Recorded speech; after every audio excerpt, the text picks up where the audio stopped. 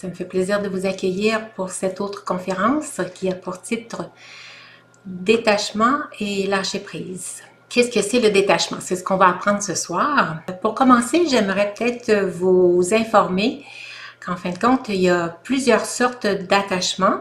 Celui qu'on va principalement traiter ce soir, c'est le premier qui est l'attachement envers les personnes. On va élaborer toute la soirée par rapport à celui-là parce que c'est celui qui est le plus fréquent et celui qui affecte le plus les gens en général. Mais en même temps, il n'y a pas seulement l'attachement avec les personnes. Je vais vous présenter les autres types d'attachements qui pourraient survenir au cours de la vie. On a l'attachement aussi envers les choses. Parfois, on voit des personnes qui sont attachées à leur maison, à leur voiture ou à des biens en particulier qu'ils ont reçus en cadeau. Alors tout ça, certaines personnes identifient leur degré de réussite ou d'échec selon la quantité ou la qualité de tout ce qu'ils possèdent. Ils mettent leur valeur par rapport à ce qu'ils possèdent et ils ont beaucoup d'attachement par rapport aux choses. Alors c'est complètement un autre sujet. Je ne vais pas le développer, tout simplement réaliser qu'il y a ce type d'attachement-là aussi qui peut exister dans la vie. On a aussi un autre type d'attachement qui est l'attachement à notre forme corporelle, notre corps. Si on est convaincu qu'on n'est rien d'autre que notre forme physique, ben, c'est une perpétuelle préoccupation concernant notre apparence. C'est déjà aussi un gros attachement qui est très, très difficile à se libérer parce qu'on vit dans ce corps depuis tellement longtemps. C'est ce qui fait qu'il y a aussi des attachements qu'on va créer envers notre corps. On a peur de le perdre. Ça crée toutes sortes de peurs à cause de cet attachement-là au corps, alors que si on comprenait qu'on est autre chose que le corps, qu'on est l'être à l'intérieur. Je veux juste aussi vous mentionner ça, qu'on peut avoir aussi de l'attachement par rapport au corps. Et il y a aussi un attachement par rapport à nos idées. Des fois, on cherche à avoir raison, ou bien si je crois en quelque chose et puis que l'autre croit complètement le contraire, ben, on est vraiment attaché à nos idées, puis on peut même venir en conflit avec une autre personne parce qu'on n'est pas du même opinion, que ce soit des opinions religieuses, politiques ou de toute autre matière. Il y a aussi des fois, si ça entraîne des conflits, ben, c'est peut-être parce qu'on est attaché à nos idées. Et aussi, il peut y avoir d'autres sortes d'attachements, comme on en voit très, très, très souvent, l'attachement à l'argent, très fréquent aussi. Les gens vont mettre beaucoup d'importance à accumuler de l'argent parce qu'ils ont pour croyance que c'est ça qui va les rendre heureux. Fait que plus ils vont avoir de l'argent, plus ils vont ressentir cette puissance qui va leur permettre de réaliser qu'ils sont des gens importants. Ils mettent leur valeur sur ce qu'ils possèdent et non pas sur ce qu'ils sont. On en voit beaucoup d'attachement à l'argent pensant que c'est ça qui donne du bonheur. Un autre, c'est l'attachement à gagner ou le désir de réussir à tout prix. Cet attachement-là à la victoire signifie qu'on s'identifie à nos performances à ce moment-là. Que si je gagne, ben là, je suis content, je suis fière de moi, mais si je perds, c'est comme si je valais rien. Il y en a beaucoup qui vont accorder de l'importance à la réussite, que ce soit la réussite financière ou la réussite scolaire ou la réussite professionnelle, l'attachement à l'image. Alors ça aussi, ça peut causer beaucoup de peine. Un autre aussi, c'est l'attachement à nos vieilles habitudes.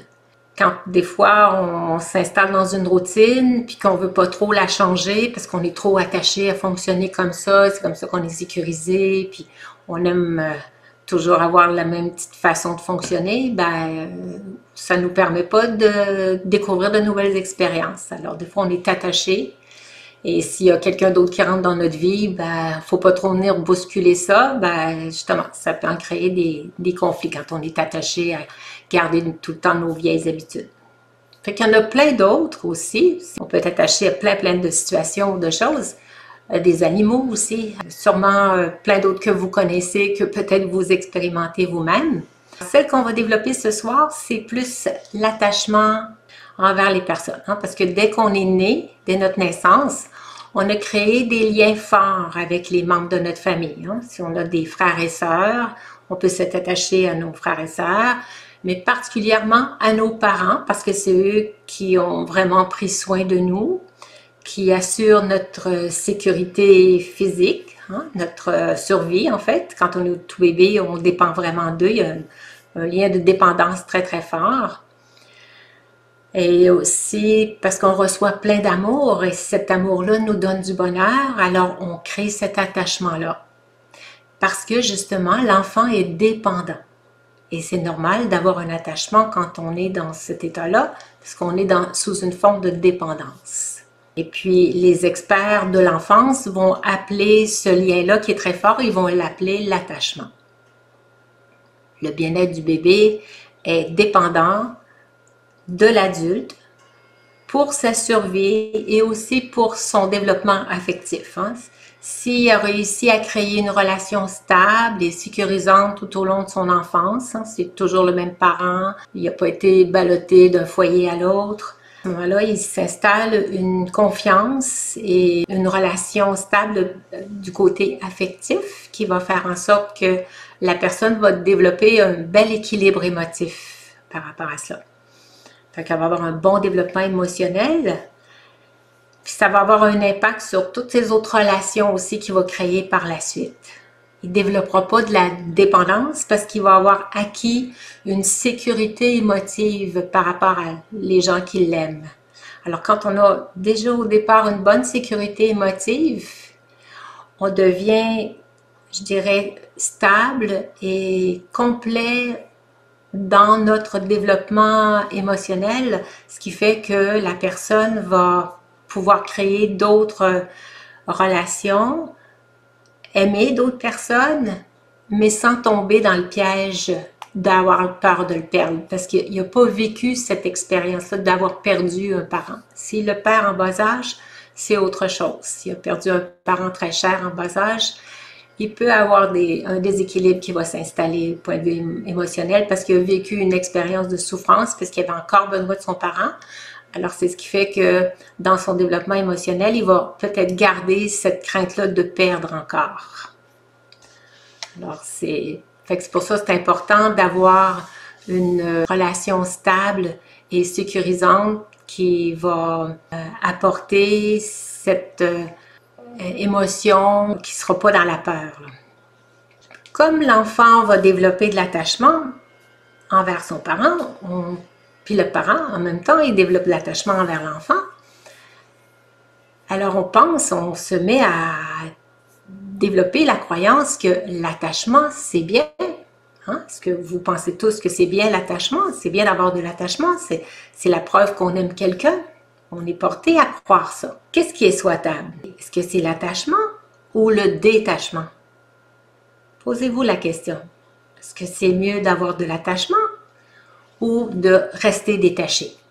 Alors, on serait porté à croire que l'attachement, c'est bien, parce que quand il y a de l'attachement, ça signifie que je tiens à la personne, qu'elle est importante pour moi, que je me sens concernée dans ce qu'elle vit. On est tous portés à favoriser, à maintenir un lien d'attachement comme ça avec nos enfants, avec nos conjoints, avec nos amis, tous nos contacts avec des personnes qu'on apprécie. Puis on se préoccupe pour les autres aussi. On pense que l'attachement, c'est bien. On est porté vraiment à accorder beaucoup plus d'importance à maintenir cet attachement-là. Si l'attachement est bien, si c'est bien d'avoir de l'attachement, alors pourquoi ça cause de la peine à un moment donné?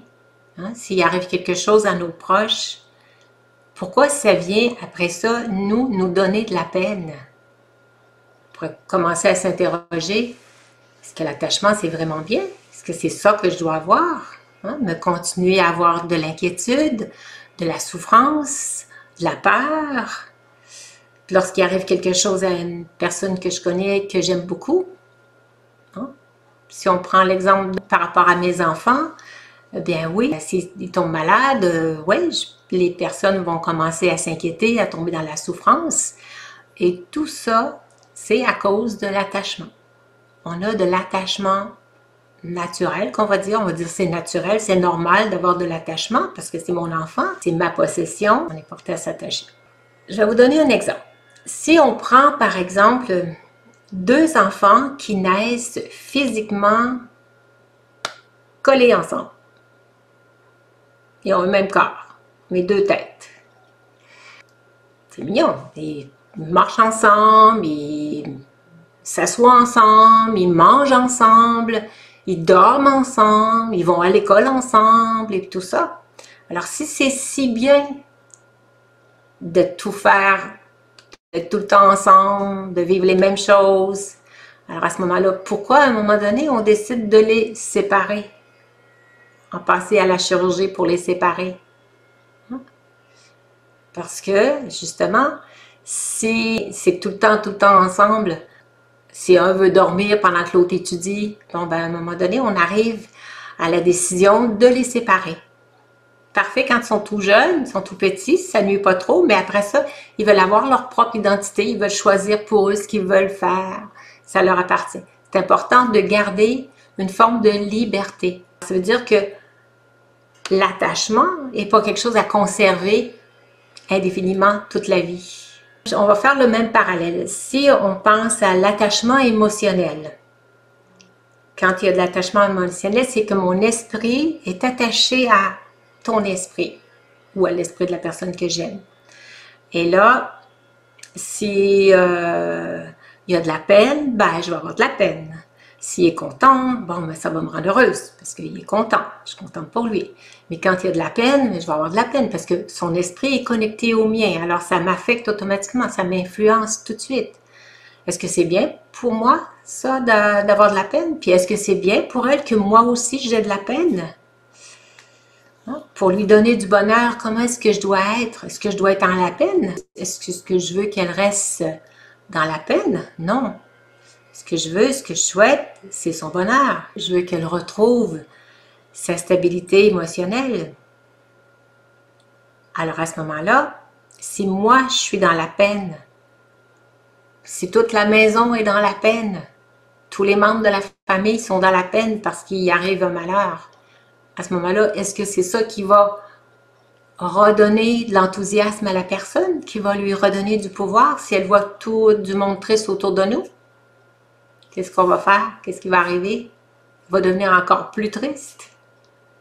Alors, on peut-tu se demander, est-ce que c'est partager la peine de l'autre, me mettre à avoir des inquiétudes avec l'autre, à me soucier, à avoir la même peur que l'autre, qui va faire en sorte que ça va l'aider, que ça va lui donner du pouvoir?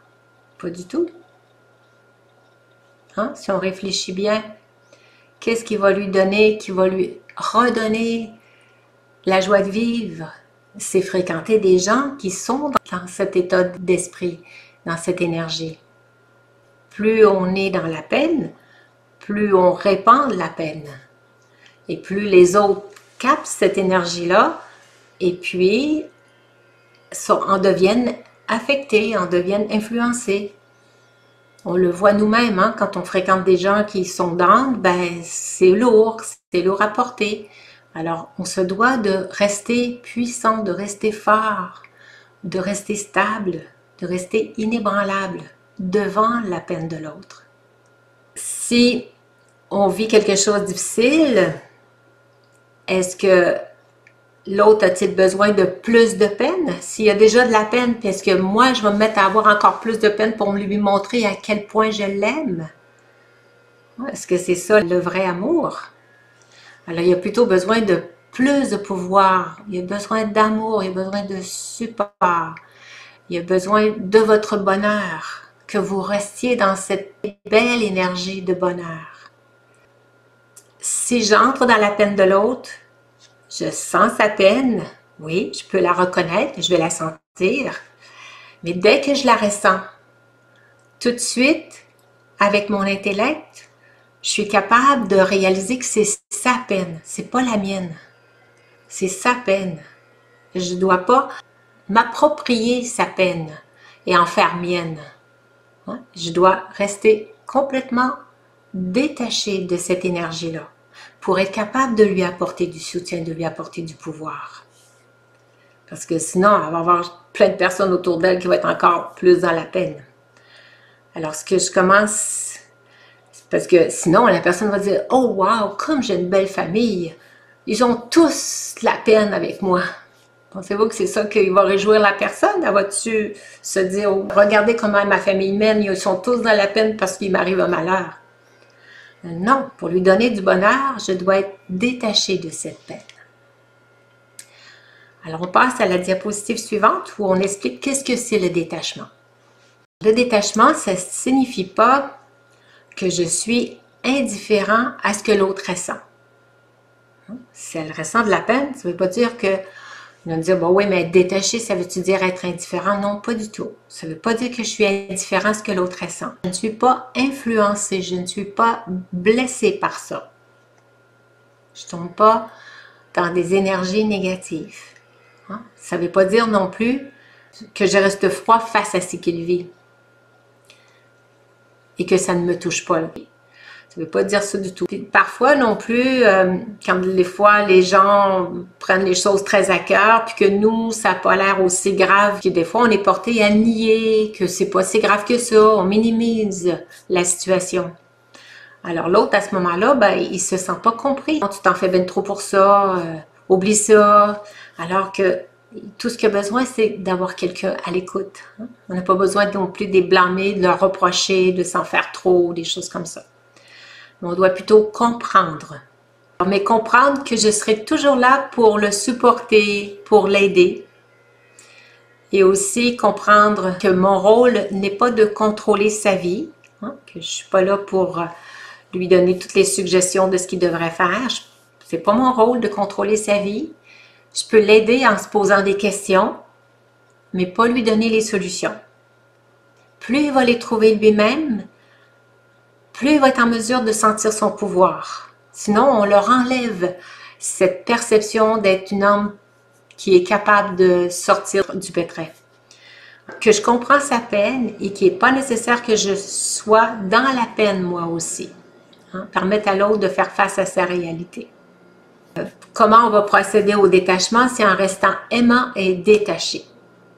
Comme si on passait à la chirurgie. On va se détacher de nos proches. Des fois, ça peut être douloureux là, de se dire « Oh non, je ne veux pas me détacher, je l'aime trop. » Ben, ce n'est pas de l'amour, c'est de l'attachement. Je peux vous donner un exemple comme si des fois on est 4 personnes, mettons de la même famille, les parents et 2 enfants, qu'on veut faire une marche en forêt, dans un endroit qu'on ne connaît pas. Et puis, tout à coup, il y a une personne du groupe qui tombe dans un trou. Qui est comme, des fois, il y a des pièges pour les animaux, puis il y a un enfant qui tombe dedans. Est-ce que les parents, pour manifester leur attachement, leur amour pour leur enfant, ils vont sauter dans le trou avec lui? Non, pas du tout. Ça en prend au moins une personne qui n'est pas attachée, qui n'aura pas le réflexe d'expérimenter la même souffrance que l'autre, qui va être capable de les sortir. Hein? S'il y en a 3 qui tombent dans le trou, ça en prend au moins une qui ne tombe pas dans le piège. Alors, si on ne tombe pas dans le piège, de tout de suite tomber émotionnellement ébranlé, d'entrer dans la peur, dans la souffrance, à ce moment-là, on est en mesure de donner du pouvoir à l'autre. Hein? Les sortir de leur situation, les sortir de toutes ces pensées qui les bouleversent, qui les amène dans cet état d'âme. C'est pour ça que c'est important qu'il y ait une personne au moins qui reste stable et qui reste détachée pour pouvoir justement apporter le support. Et s'il n'y a personne de la famille qui est capable, ben c'est important de l'envoyer consulter ailleurs, soit des thérapeutes ou de consulter même un ami ou d'autres membres de la famille, mais qui n'ont pas ce réflexe-là de tomber dans la souffrance. Parce que si on veut apporter de l'aide, il faut rester objectif. Sinon, on est pris dedans et puis on n'a plus le même discernement. On montre la diapositive suivante. Rester aimant et détaché. Comment on fait ça? Ce sont les pensées que nous créons face aux événements qui causent nos émotions. On voit ici la jeune fille qui est en larmes. Bon, peut-être qu'elle a un de ses enfants qui est malade et puis ça l'attriste beaucoup parce qu'elle est dans l'attachement, l'enfant est jeune. Mais si la maman de la jeune fille se met à avoir la même peine, elle ne pourra pas lui donner du pouvoir. Il va falloir qu'elle soit là pour lui apporter tout son soutien, parce que notre rôle, c'est de créer des pensées puissantes pour eux, hein, pour irradier des vibrations positives puis bienveillantes pour leur donner du pouvoir, pour qu'elle puisse passer à travers cette situation-là, toutes ces inquiétudes-là que la maman a pour son enfant, parce qu'elle est dans l'attachement, effectivement. Si notre amour est associé à l'inquiétude, à la peur ou à la souffrance, c'est plus de l'amour, c'est de la dépendance émotionnelle. La maman, elle est dépendante émotionnellement. Puis dans cet état d'esprit perturbé, ben, on ne peut pas aider ni de la bonne manière, ni dans la bonne mesure. Nos vibrations négatives, du fait qu'on s'inquiète, ça va constamment irradier vers la personne, même si intérieurement on a le désir de lui venir en aide. C'est pour ça que c'est important de ne pas tomber dans ce genre d'énergie-là. Lorsque l'amour se transforme en attachement, qu'est-ce qui arrive? L'attachement nous rend possessifs. Puis on est porté à suggérer des solutions. Ce qui arrive, c'est qu'elle se sent vite impuissante, puis elle est incomprise. Elle a besoin d'empathie, elle a besoin d'écoute, qu'on la comprenne dans sa peine. Mais on n'est pas là pour essayer de lui donner plein d'autres façons de réagir à la situation. Non, elle a besoin d'être entendue. C'est ça surtout que les gens veulent nous partager. Ils veulent nous partager leur peine, et puis nous, on fait seulement la recevoir, l'accueillir. Ça, c'est le vrai amour. On ne tombe pas dans essayer de contrôler l'autre, puis de changer la situation, puis de prendre la situation en main. Et on passe à la suivante. L'amour existe pour donner du bonheur. On veut qu'elle retrouve son bonheur, et non pour partager sa peine, ni pour la contrôler. Alors, on va voir après qu'est-ce que c'est de aimer tout en étant détaché. On passe à la suivante. Aimer tout en étant détaché, qu'est-ce que c'est? Alors, chacun de nous est une incarnation de l'amour divin. Chacun de nous est une incarnation de l'amour divin. On se doit d'être soi-même dans cette identité que je suis amour et non pas dépendant affectif. Je suis amour. Je suis une incarnation de l'amour divin. Puis ma vie à moi, ça consiste à exprimer cet amour dans tous les domaines de ma vie. Aimer mon corps, m'aimer moi, l'être, aimer les autres, aimer Dieu, aimer la nature, aimer mon travail, hein? Être dans cette énergie d'amour. Puis cet amour est destiné à être exprimé et partagé sans condition. Ça, c'est l'amour. Et je dois aller chercher cette identité d'amour en me donnant cette, je dirais, cette perception de soi que je suis amour. Et ça, on le pratique beaucoup dans la méditation du Raja Yoga, en s'identifiant aux qualités originelles de l'être, dont l'amour en fait partie. Je suis un être de paix, je suis un être d'amour, je suis aimant. Ma nature originelle est d'être amour et non pas d'être attaché. Alors, on a besoin de se renforcer soi-même pour être dans cette belle énergie d'amour, en s'identifiant à être amour et détaché. Être le plus possible aimant qu'être détaché. Aimant et détaché, les deux en même temps. C'est vraiment important que l'âme prenne du pouvoir pour qu'elle puisse réussir à garder cette attitude aimante sans tomber dans l'attachement. C'est pour ça que la méditation va vous aider en créant cette pensée-là à tous les jours de s'identifier « je suis amour » pour prendre du pouvoir nous-mêmes. Parce que si on est faible nous-mêmes, on est vite dans cette dépendance de se sentir heureux si l'autre est heureux seulement. Si l'autre est malheureux, si un membre de ma famille vit des choses difficiles et puis que moi, je me sens ébranlée par ça, j'ai pas de pouvoir. Je me laisse tout de suite influencer par les situations extérieures. Mon monde intérieur, c'est mes émotions. Les situations extérieures, c'est le monde extérieur. Et je dois bien solidifier mon monde intérieur en solidifiant toute cette intelligence émotionnelle. Et mon intelligence émotionnelle, ça se passe ici au centre du front. Je crée la pensée « Je suis amour ». Je suis détaché et aimant. Alors, si une personne de ma famille ou de mes êtres proches que j'aime beaucoup, ça peut être mes parents, ça peut être des amis, et qu'il leur arrive des choses, et que je sens monter en moi une émotion qui ébranle ma situation, qui ébranle mon état émotif, c'est tout de suite mon corps me donne une sonnette d'alarme. C'est important de le réaliser, de tout de suite en prendre conscience. Et dès que ça se sent au niveau du corps, et là, ici, avec le pouvoir de mon esprit, je crée la pensée, je me détache de cette situation et je lui envoie des bons souhaits, que tout se rétablisse, que tout aille pour le mieux. Alors, on va voir tout à l'heure plein de belles phrases qu'on peut dire pour justement envoyer des belles énergies. Mais il faut prendre conscience. Et cet éveil de la conscience-là, c'est de réaliser l'émotion qui vient de monter en moi, que je viens de prendre de l'autre. L'énergie de l'autre qui est dans la peine, qui me partage sa peine. Et si moi, je me l'attribue, je tombe dans le piège, bien, à ce moment-là, je ne peux pas vraiment dégager une belle énergie positive pour lui apporter tout le réconfort qu'elle a besoin.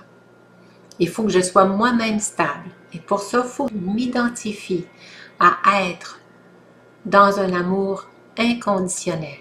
C'est pas que je suis heureuse seulement si l'autre est heureux. Je suis amour, je suis bonheur. Il y en a qui vont dire « Ouais, mais comment je peux être heureux si mon enfant est malade? » Ben, justement, si votre enfant est malade, il n'y a pas besoin d'avoir quelqu'un de dépressif à côté. Il y a besoin de quelqu'un d'heureux pour lui redonner de l'enthousiasme. C'est son corps qui est malade. L'âme peut très bien garder de l'enthousiasme dans son cœur. Le corps est malade, mais pas l'âme.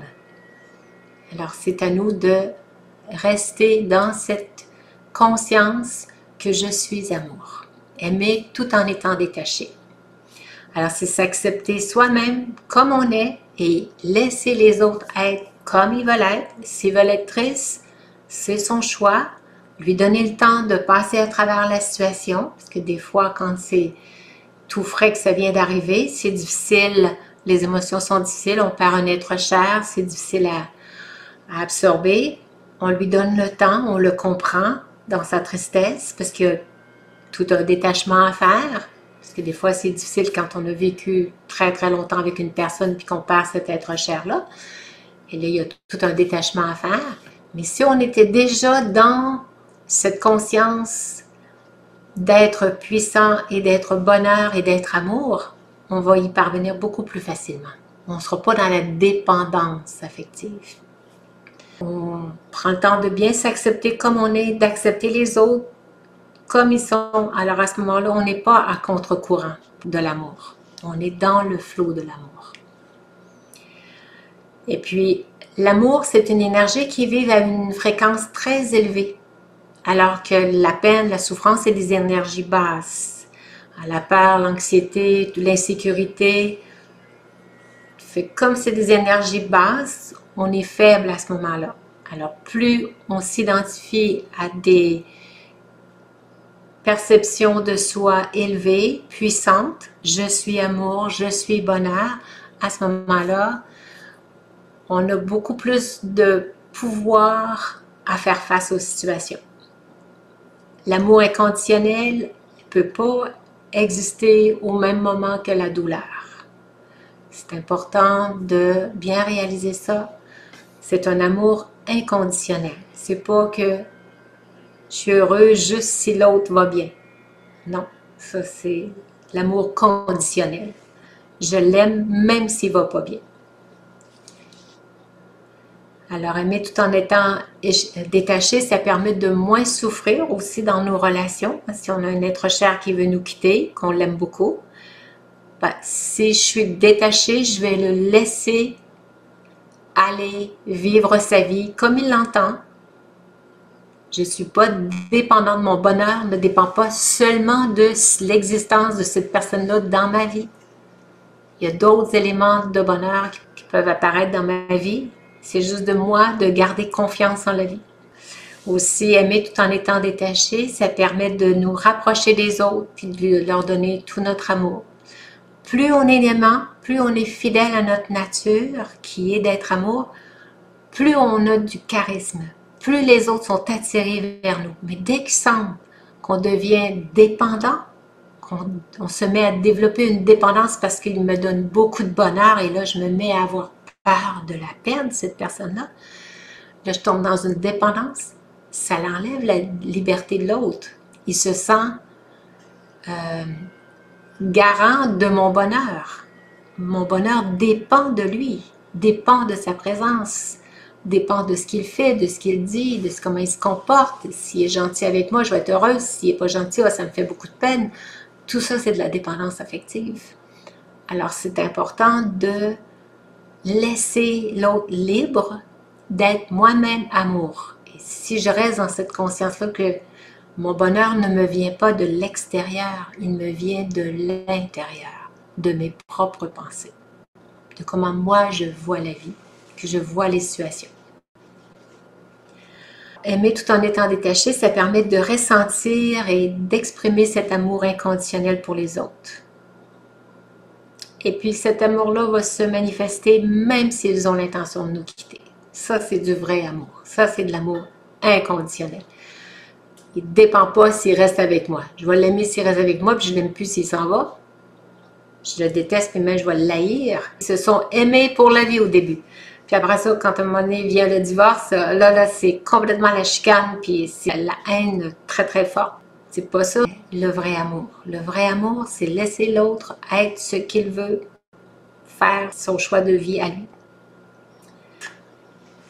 Comment aimer tout en étant détaché?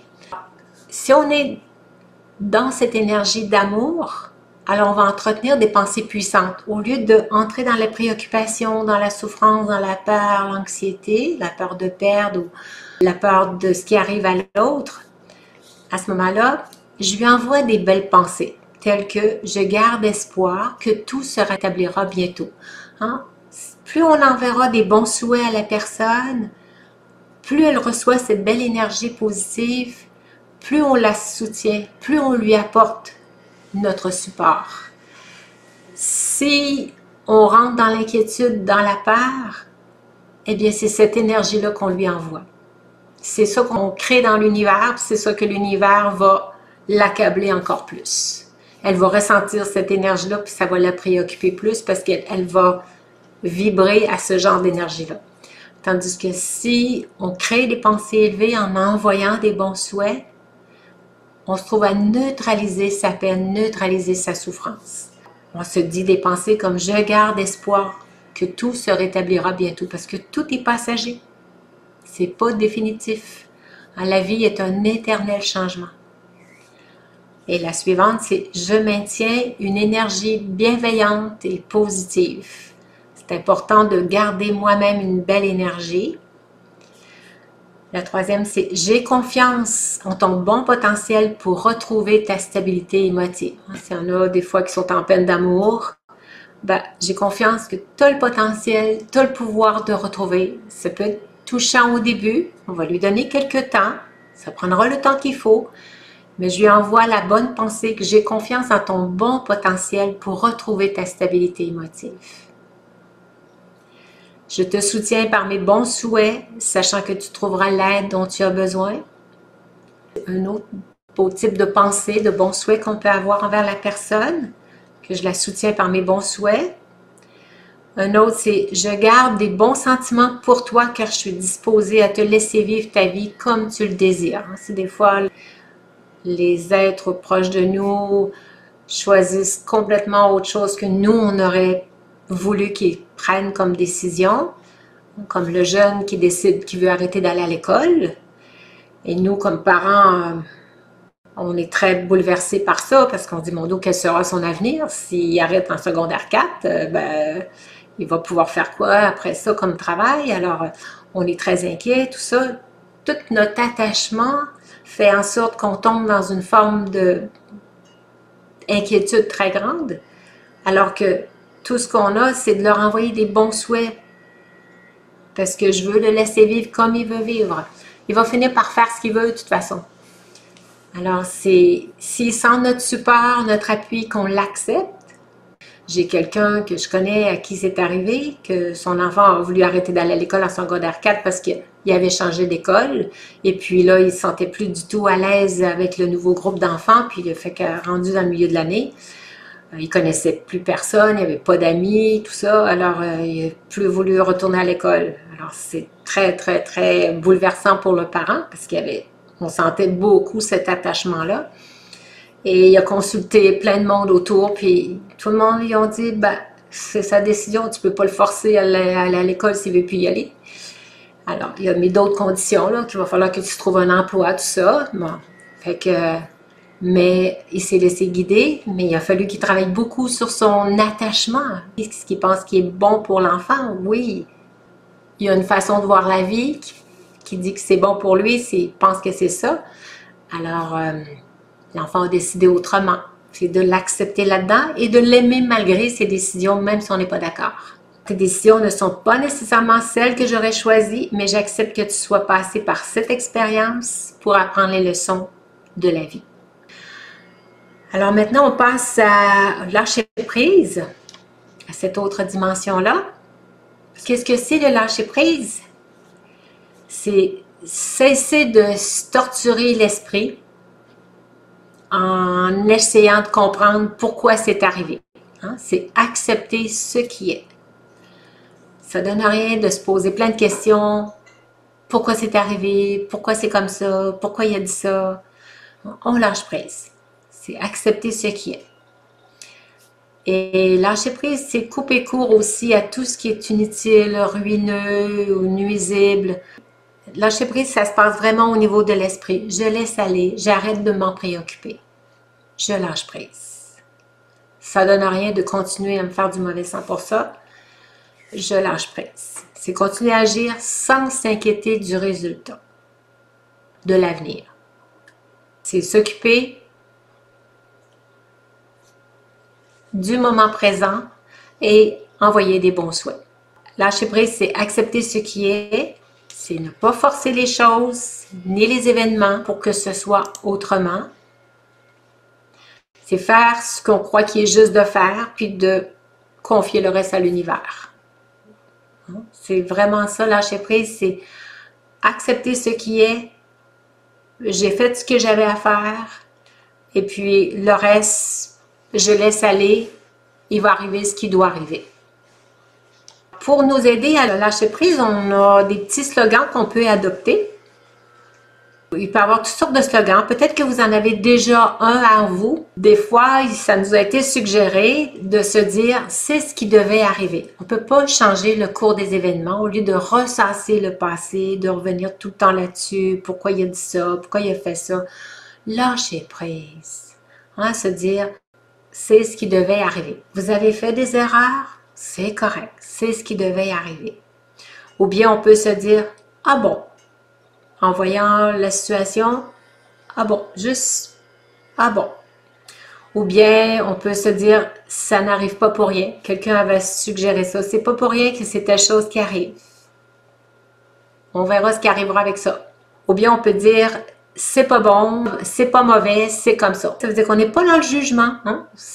Dire, ah, c'est bien ou c'est pas bien. Non, c'est pas bon, c'est pas mauvais. C'est comme ça, tout simplement.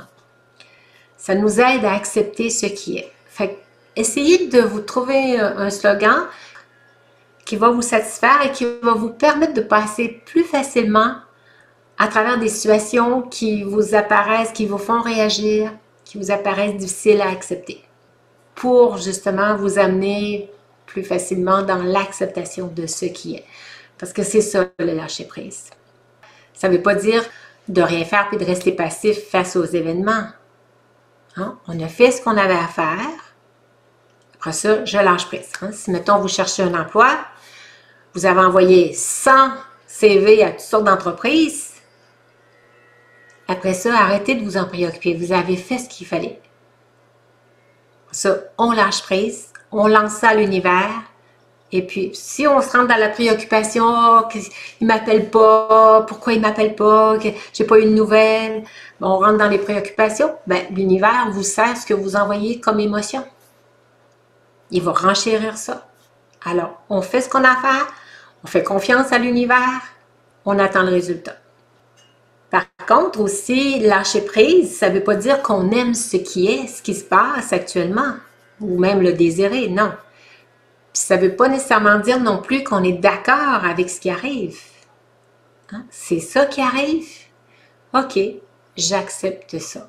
Ça ne veut pas dire que je suis d'accord, mais je l'accepte. Je passe à travers. J'arrête de résister. Comment on va faire ça? Même si on préférait que les choses soient autrement. Hein? Eh bien, on renonce à la colère, on renonce à la déception, à la peur, à toute résistance inutile face à la réalité. Hein? Pas entrer dans la résistance. On tombe à ce moment-là à contre-courant. Qu'est-ce qu'il faut faire? C'est accueillir la vie comme elle se présente et laisser être ce qui doit être. La personne vous quitte, on accepte la vie comme elle se présente et laisser être ce qui doit être. On ne peut pas le forcer. Il est libre, il a le choix de faire ce qu'il veut. Puis cesser de vouloir que les choses se passent selon mes désirs, selon mes attentes ou selon les scénarios que je me suis fait. Hein? On se crée toutes sortes de scénarios, on voudrait que ça soit comme ci, comme ça. Alors, cessez de vouloir que les choses se passent comme on souhaite, hein, que ce soit selon nos désirs.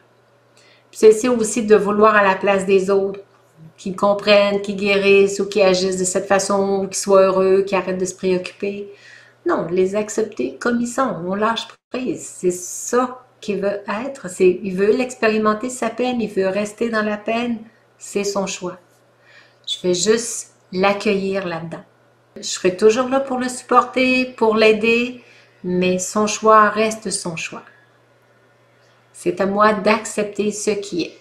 Si je résiste moi aussi, il va sentir qu'il n'y a pas du support, qu'il y a du blâme, qu'il y a de la critique, des reproches.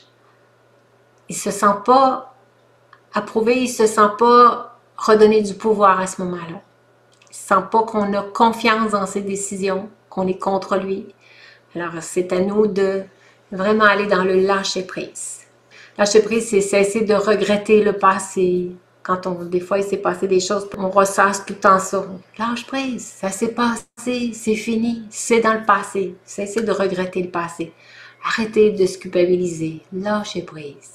Aussi, cessez de blâmer les autres de ce qui est arrivé.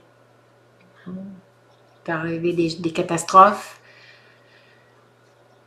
Quelqu'un s'est blessé, bon ben, le blâmer l'autre, si quelqu'un échappe quelque chose sur vous puis qu'il vous casse la jambe, bien, c'est ce qui est arrivé. C'est assez de blâmer l'autre de ce qui est arrivé. C'est ce qui devait arriver. Lâchez prise, c'est arrivé. Accepter ce qui est va être tellement plus facile. Vous allez retrouver votre stabilité intérieure, retrouver votre bien-être, retrouver votre bonheur, même avec une jambe cassée. Mais si on continue à ressasser le passé et d'en vouloir à l'autre, on se nourrit de mauvais sentiments, on se nourrit de mauvaises énergies, alors on passe difficilement à travers l'épreuve. Cesser d'avoir peur aussi, puis se dire « je dis non à la négativité ». Dire non à la négativité. Puis aussi, je débarrasse mon cœur de tout ce qui appartient au passé. Je vide mon esprit de ce qui n'a plus aucun intérêt pour le futur. Hein? Je débarrasse mon cœur de tout ce qui appartient au passé. Puis aussi, je ne garde rien dans mon esprit de tout ce qui n'est pas utile pour le futur. Hein? Les expériences que j'ai vécues dans le passé, C'est des expériences de vie qui me rendent expérimentée. C'était des événements malheureux qui m'ont donné de la peine. Parfait, c'est correct. Et puis, je suis devenue expérimentée maintenant. Je vais faire mieux la prochaine fois parce que là, maintenant, je suis une personne expérimentée. Alors, ça va me servir pour le futur. Si j'ai un échec, j'ai fait faillite ou j'ai perdu une entreprise, qu'importe la situation qui s'est passée, je reste confiant dans mon potentiel. C'est pas parce que j'ai échoué 2 fois que nécessairement je vais échouer tout le reste de ma vie. Non, je suis devenue maintenant une personne expérimentée. Je suis même meilleure que bien d'autres qui n'ont jamais eu l'expérience de la faillite. Je vais savoir quoi éviter la prochaine fois. De se voir toujours réagir positivement face aux situations. C'est des expériences de vie, tout simplement. Si on se libère de ça, de toutes les choses du passé, de toutes les préoccupations des pères, ben, ça va nous demander du courage, parfois même du pardon à des personnes qui nous ont nui, qui nous ont causé du tort. Ça va nous demander aussi de la confiance en l'avenir, puis des pensées élevées.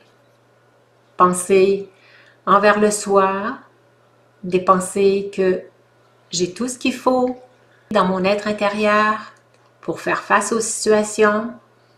Ça ne veut pas dire que même si j'ai du potentiel, qu'il n'y arrivera pas rien. Tout est dans la façon dont je réagis. Quelle pensée que je vais créer sur l'écran de mon esprit. Alors, on peut se demander, qu'est-ce que vous choisissez? Se soucier de ce qui est ou accepter ce qui est? Qu'est-ce que vous préférez? Continuer à se faire du souci pour les autres parce qu'il leur arrive des choses? Être dans la préoccupation? Et on sait très bien qu'à ce moment-là, on leur envoie cette énergie négative, cette énergie qui va pas leur donner aucun pouvoir. Va au contraire les entourer d'une énergie très basse et très lourde, et ils vont sentir la fatigue, ils vont sentir la peine, ils vont sentir la souffrance, puis ça va leur enlever tout leur pouvoir. Alors que si on entre dans accepter que ça leur arrive, accepter que ça m'arrive, hein, parce que ça peut m'arriver à moi aussi, c'est pas juste les autres qui sont dans l'attachement, moi aussi je peux être dans l'attachement. Alors, accepter ce qui est, rester dans ma vraie nature de qui je suis, aimant et détaché. Parce que l'être humain possède une grande richesse, c'est son potentiel émotif. Je dis bien le potentiel. Les émotions, on les ressent ici dans le cœur, ça va, l'émotion monte, mais moi j'ai ici un potentiel, une intelligence émotionnelle. Et c'est cette intelligence émotionnelle-là qui va m'aider à voir en prenant une position de observateur détaché de la situation. Et plus je serai observateur détaché, hein, je dis bien détaché, et là, on n'est pas dans l'attachement, je suis observateur, et là, je peux beaucoup mieux discerner quelle est la meilleure décision à prendre face à la situation, ou quelle est la meilleure façon que je peux agir pour aider le plus possible la personne. Et très souvent, la façon d'aider le mieux possible la personne, c'est de lui envoyer des bons souhaits. L'entourer de cette belle énergie-là, de bons souhaits positifs, de bons souhaits bienveillants, qui va lui redonner tout son pouvoir, toute sa stabilité émotionnelle. Ça complète la présentation d'aujourd'hui. Alors, on va procéder à une petite méditation qui va nous donner tout ce pouvoir intérieur. Alors, je vous invite à vous asseoir confortablement. Alors, à tous les jours, je vous recommande d'aller chercher cette force intérieure, cette force émotionnelle, en s'identifiant justement à des pensées puissantes, des pensées élevées envers le soi. Plus on sera puissant intérieurement, mieux on va être équipé, armé pour soutenir nos proches. Je vous invite à respirer profondément. J'inspire toute la souffrance des personnes que je connais qui vivent autour de moi ou toutes leurs peurs. Je les inspire et je les emplis de toute ma lumière intérieure. Au moment de l'expiration, je leur envoie toute cette belle énergie bienfaisante d'une belle lumière apaisante. Alors, j'inspire toute cette souffrance, cette peur, pour la transformer en belle énergie positive, bienveillante. Je retourne, lors de mon expiration, je retourne toute cette belle énergie en pensée bienveillante et puissante. Je reconnais que je suis une âme puissante. Je suis cette énergie qui vibre au centre du front. Et moi, l'âme, je me détache de toute situation extérieure afin de garder ma stabilité émotionnelle. Dès qu'une situation bouleversante se présente, mon corps m'avertit, fait naître en moi une émotion particulière, et moi, l'âme, ici au centre du front, je l'accueille. Je ne la rejette pas, je ne la nie pas, je ne tombe pas dans le déni. Je l'accueille, je la reconnais, je l'accepte et je crée la pensée. Je me détache de cette situation. Maintenant que je l'ai reconnue, je ne me laisse pas influencer. Je me détache de cette situation afin de retrouver tout mon potentiel, tout mon pouvoir intérieur, mon pouvoir émotionnel. Alors, je me détache de cette situation afin de prendre ce recul, cette position de recul, d'observateur détaché de la situation. Et quand je suis détaché, c'est comme si j'étais dans la position d'un thérapeute qui est lui-même détaché de ce que son patient vit. Alors, pour pouvoir l'aider, il doit être détaché de l'émotion de son patient. Alors, moi-même, je suis en mesure de m'apporter ce soutien-là en me détachant de la situation. Et pour cela, je crée la pensée puissante. Je me détache de cette situation. J'accepte la situation telle qu'elle se présente. Je suis en mesure de répondre avec sagesse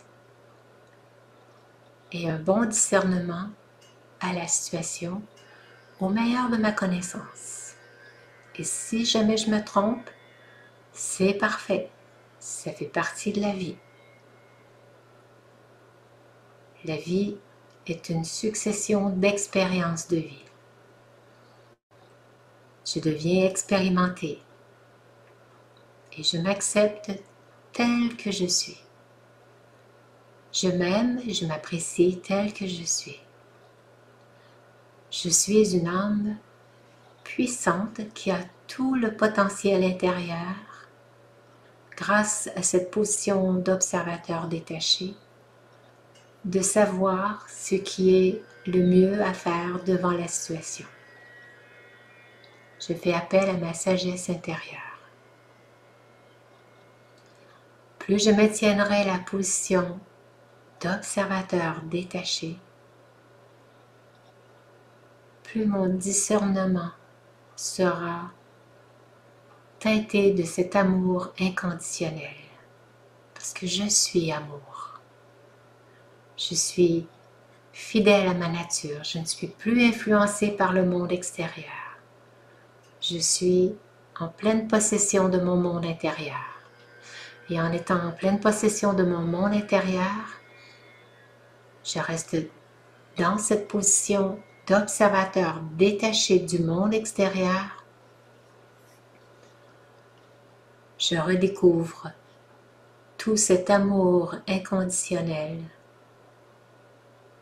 tout ce pouvoir intérieur, mon potentiel émotionnel. Je reconnais ma sagesse intérieure, ma sagesse divine. Je suis en mesure de savoir ce qui est mieux pour moi et pour l'autre, comment je peux lui devenir en aide. Je suis une âme détachée et aimante, emplie d'amour. Et mon amour va être ressenti dans son cœur. Elle va sentir ma stabilité, ma force intérieure et qu'elle peut compter sur moi, que je suis un pilier solide, inébranlable, que je peux l'aider, lui apporter tout mon support. Je suis une âme puissante. Je suis une âme aimante et détachée.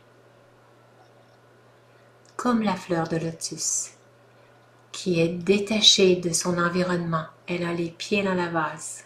Ses racines sont toutes répandues dans la vase, dans cette pollution.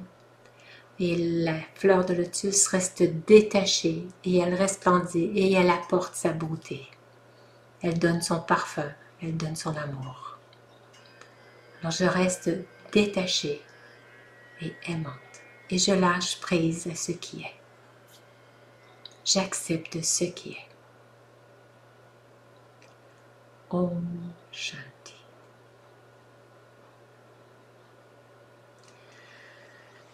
Alors voilà, il m'a fait plaisir de vous accompagner pour cette conférence Détachement et lâcher prise.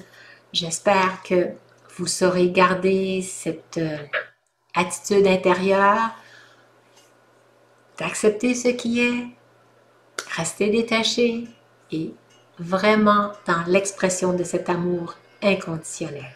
Pas poser vos conditions.